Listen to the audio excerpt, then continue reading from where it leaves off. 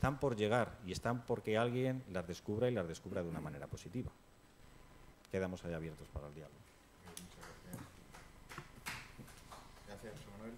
Tenemos la última intervención y luego vamos a pasar a las preguntas. César nos va a hablar sobre la jerarquía territorial como mecanismo de eficiencia social, económica y medioambiental.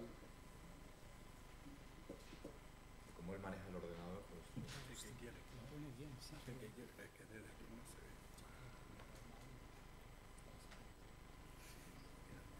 Bueno, muy contrariamente a la intervención de José Manuel, que ha empezado diciendo que era un tema muy feo, el mío es muy bonito. El mío es la jerarquía territorial como no sé qué más cosas, ¿no? Yo debo advertirles de entrada que de esto yo no sé mucho, yo no soy un experto en jerarquía ni un experto en territorio. Lo que pasa es que este encargo que me ha hecho Aniceto Zaragoza, al cual le agradezco la confianza que ha puesto en mí, y también a Roque Gistau, que es el presidente de la Asociación de Ingenieros de Caminos, que también supongo que algo tendrá que ver en el tema, pues me ha hecho un poco pensar y recuperar algunas ideas y algunas nociones sobre estos temas que yo he manejado en otras épocas un poco más distantes, ¿no?, de mi vida, ¿no? Y por lo tanto, pues quisiera hablarles un poco de las pequeñas conclusiones que yo he podido obtener reflexionando sobre esto hace unos días, y quiero hablar un poco de jerarquía y hablaré un poco de territorio. No, pues perdóneme, no repito porque lo que he dicho no tiene gran valor, ¿no? Hablaré un poquito sobre jerarquía, hablaré un poquito sobre lo que a mí me dice la jerarquía, hablaré un poquito sobre lo que me dice el territorio, y luego, pues, básicamente les hablaré un poco de una cierta melancolía que me produce la conclusión de imposibilidad que alcanzo después de hablar de unas cosas y de otras. Y como no creo que vaya a ser capaz de responder a preguntas que me puedan hacer sobre el tema, lo que haré es plantearles a ustedes una pregunta por mi parte, porque son todos ingenieros y me interesa conocer su opinión, ¿no? Bueno, en primer lugar, quiero decirles que el concepto de... no puedo hablar, evidentemente, con rigor, como he dicho, porque no soy experto en estos temas, pero sí me gustaría aportar un poco de color a lo que voy a contar, ¿no? El tema de la jerarquía nos remite siempre explícitamente a una cierta idea de orden, ¿no?, que es algo que a los ingenieros no nos desagrada, y yo creo que quizás es una de las raíces de los males, de los muchos males que sufrimos en la profesión, ¿no?, porque tendemos a pensar que el mundo es o debería ser ordenado y cartesiano, cuando en realidad en muchos de sus aspectos más sustantivos es más bien babilónico y caótico, ¿no? Entonces, esa predisposición que tenemos hacia el orden o hacia pensar que imponiendo orden a las cosas hacemos el bien, no estoy muy seguro de que redunde en bien para nosotros mismos, en beneficio propio, ¿no? Pero es verdad que la idea de jerarquía está asociada a la idea de orden. Las relaciones de orden son una de las cosas que estudiábamos cuando estudiábamos álgebra en los primeros cursos de la carrera, hablábamos de las relaciones de orden, las relaciones de equivalencia, etcétera. Y yo recuerdo, por lo menos en la escuela nuestra, en la Escuela de Caminos, que la primera idea más o menos profesional vinculada al tema de esta pequeña charla era la de ordenación del territorio, que en aquellos momentos predicaba con mucho entusiasmo un catedrático de nuestra escuela de economía que se llamaba don José González Paz, que era un funcionario de no sé, algún ministerio, y que tenía que ver con los planes de desarrollo, y que en aquel momento veía que la idea de los planes de desarrollo se acababa porque se acababa el franquismo, y entonces había que sustituirla por algún tema un poco más sofisticado, y cogió esa idea que era un nombre francés, ¿no? Pero es verdad que la idea de jerarquía que está implícita en todo esto, es decir, de un sentido de la orden, de la ordenación, pues no es nueva, ¿no? Y que aparece, esto se mueve así, supongo, ¿no? Es una idea que es de carácter filosófico, que aparece ya con Platón y con Aristóteles de una manera quizás un poco implícita y no tanto explícita. No hablan de jerarquía, pero es verdad que Platón señalaba que había una superioridad del mundo de las ideas en relación con el mundo de los hechos, y esa superioridad eidética pues tenía una base jerárquica. Él hablaba de la verdad, hablaba de la belleza y hablaba del bien como las tres categorías esenciales, y todo lo demás estaba subordinado, ¿no? Aristóteles, de una manera distinta, porque Aristóteles no era tan metafísico y era más bien un hombre empírico. Sin embargo, intentó aplicar esto pues a su concepción del universo, esa concepción que rigió hasta bien entrada y casi acabada la Edad Media, hasta Galileo, que era la idea de las 7 esferas celestes y las jerarquías también celestiales, ¿no? Pero realmente, cuando empieza el término de jerarquía a utilizarse de verdad de una manera sistemática y más explícita, pues es en el mundo bizantino, ¿no? Y aquí he traído un cuadro, que es un cuadro de un pintor italiano del Renacimiento, del 480, de Francesco Botticini, que era un discípulo de Verrocchio, donde tienen ustedes ahí a las jerarquías celestiales, a los coros angélicos, que es la primera plasmación de la idea de jerarquía que realmente aparece de una manera explícita en la cultura. No este caso occidental, porque la idea viene de la mano de un teólogo bizantino que era Dionisio Areopagita, o pseudo Dionisio Areopagita, para hablar más claro, que fue el que ya nos habló de las nueve jerarquías de ángeles establecidas en 3 categorías en torno a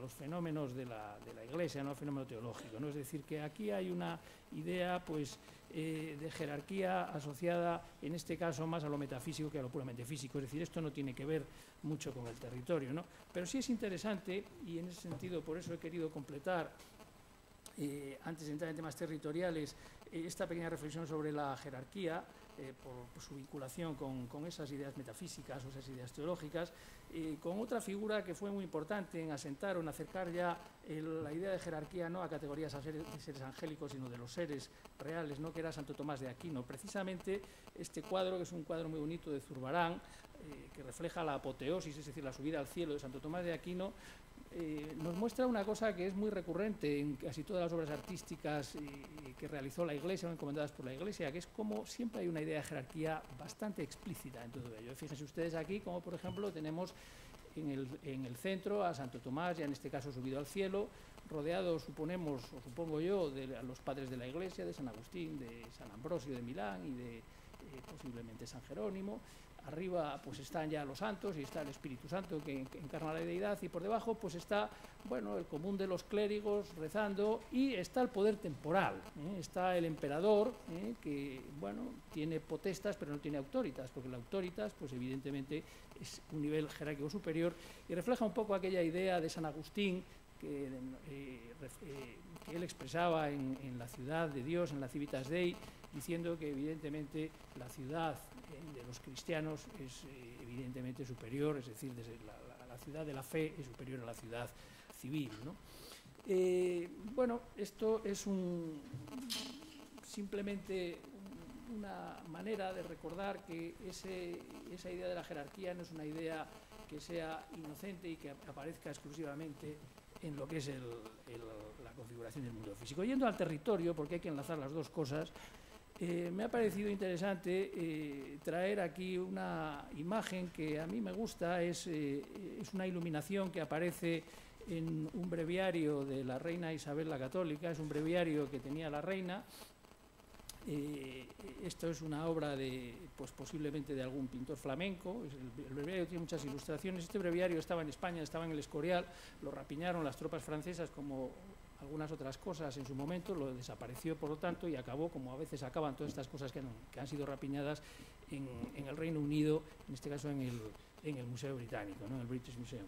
Y a quienes les interesen este tipo de cosas, porque esta es una iluminación muy bonita y tiene muchas otras, Moñino, que es un editor de facsímiles de Madrid muy bueno, ha hecho una edición fantástica hace un par de años que está disponible y que a quienes les guste les lo recomiendo porque es muy interesante. Pero aquí me gustaría un poco poner en conexión esta idea de territorio con la idea de jerarquía y de relación, pues básicamente viendo cómo aquí aparecen ya territorios específicos que crean o que dan pie a la idea de España. Los reyes católicos todavía no son reyes de España. La reina Isabel era reina de Castilla y fue reina consorte de Aragón, del reino de dos Sicilias, de Valencia, de Mallorca, condesa consorte de Barcelona, etcétera, ¿no? Pero sí es verdad que fíjense ustedes cómo une en el escudo, en ese escudo, básicamente, pues en los cuarteles donde están Castilla y León, por una parte, en el cuartel superior de la izquierda y en el inferior de la derecha, y el de Aragón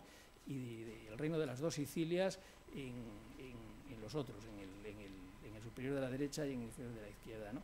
Y que, bueno, esto no es una cuestión inocente, la heráldica es una fuente importantísima de ideas sobre lo que ha sido y sigue siendo un poco el poder y la cuestión del territorio. Fíjense ustedes que el primer acto prácticamente que hacen los reyes católicos cuando toman, digamos, el control conjunto de lo que era entonces España, que era básicamente la unión de los reinos de Castilla y de Aragón, Esto sucede pues, aproximadamente en el año 1475. La reina Isabel se fue coronada reina en el 74 y su esposo, el rey Fernando, fue coronado rey de Aragón un año después, y lo primero que hicieron fue reunirse en Segovia. En la Convención de Segovia su primer acto conjunto fue precisamente definir el escudo de armas, es decir, tense en cuenta la importancia que tiene, ¿no? Y esta idea de vinculación de territorios dentro de una relación que es la que refleja un escudo, que es una relación que no es jerárquica, aquí no hay orden, es una relación de equivalencia, es una relación de adyacencia y de continuidad entre territorios, es una idea muy interesante. Y no es por casualidad que el lema de los Reyes Católicos era el de tanto monta, que básicamente quería decir no que tanto importase Isabel como Fernando, sino que tanto importaba Castilla como Aragón en aquella idea de España, ¿no? Este tema luego se ha trastocado, evidentemente en la historia, y ha dado lugar a muchos problemas, ¿no? Para aquellos de ustedes que seguro que lo saben, ¿no? Ese águila que aparece y que a veces cuando vemos el águila en el escudo pensamos en Franco y tal, bueno, no tiene nada que ver con Franco, evidentemente. Franco era muy posterior a los Reyes Católicos, ¿no? Es el águila de San Juan. Luego vinieron las águilas de los Austrias y al final el águila desapareció y volvió a aparecer pues de la mano de aquella utilización de la historia que hizo el régimen anterior, donde hemos podido ver tanto el águila como hemos podido ver a Franco vestido de Almodóvar o en algunos cuadros, etcétera, ¿no?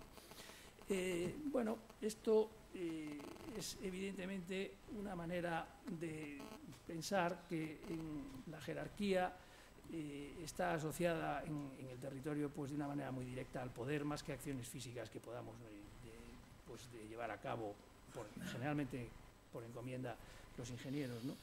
Y finalmente, y esto es lo que creo que de alguna manera me ayuda a mí a situar este mensaje final de melancolía o de una cierta sensación de imposibilidad, no de incapacidad, sino de imposibilidad realmente de actuar desde la ingeniería con relativa autonomía sobre los temas de jerarquización de los territorios. Esta es una imagen o tres imágenes que representan primero pues una pequeña perspectiva o visión de la ciudad de Königsberg en Prusia, donde vivió Euler durante una temporada y donde formuló o se dio cuenta de un problema que era el famoso problema de los puentes del río Pregel.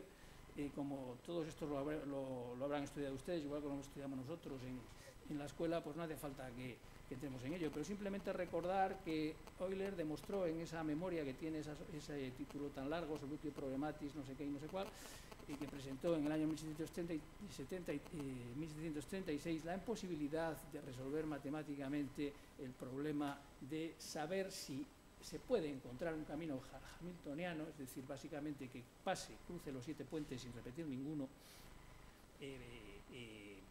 sobre el territorio, y eso pues te lleva sobre ese territorio concreto que era la ciudad de Königsberg y la isla y el río con sus 7 puentes, ¿no? Y eso nos lleva a pensar que, bueno, pues que queda el concepto de jerarquía, es decir, ¿qué jerarquía hay aquí? La jerarquía viene por algún tipo de orden, o lo que importa la continuidad, importa... Esto, pues evidentemente, vuelvo a repetir, nos hace pensar que quizás los problemas del territorio son más de carácter topológico que de carácter jerárquico. Lo que importa son las relaciones de equivalencia, relaciones de conectividad y relaciones de adyacencia, y no relaciones de ordenación, siguiendo un esquema de prelación o de orden que normalmente pues, no se da. Y yo, como no soy capaz de extraer muchas conclusiones de todo esto que les he dicho, porque no soy un experto en relación con estos temas, sino siento curiosidad honesta por ellos, bueno, pues dado que la jerarquía posee una fundamentación teológica, es decir, ha sido utilizada siempre. El faraón era más que nadie porque era el vicario de los dioses en relación con los pobres egipcios, ¿no? Y lo mismo hemos visto en tantas y tantas ocasiones, ¿no? Que por otra parte es una expresión del poder que se apoya y manifiesta a través de la historia, y que en relación con el territorio se plantea como un problema de topológica más que física. ¿Qué podemos aportar ahí los ingenieros? Pues con esa pregunta yo termino mi intervención, agradeciéndoles su atención y a las personas que me han invitado su amabilidad y deferencia. Muchas gracias.